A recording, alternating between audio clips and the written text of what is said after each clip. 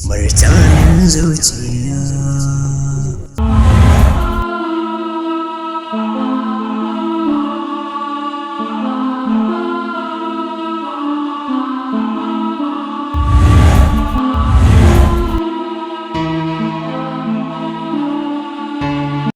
Maza ka rataye kanka ka mutu cikin ɗan ƙanƙanin lokaci.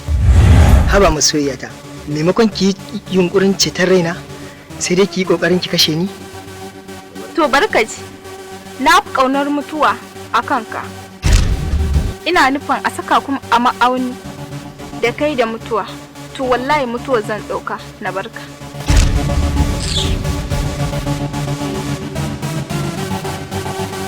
Martanin zuciya.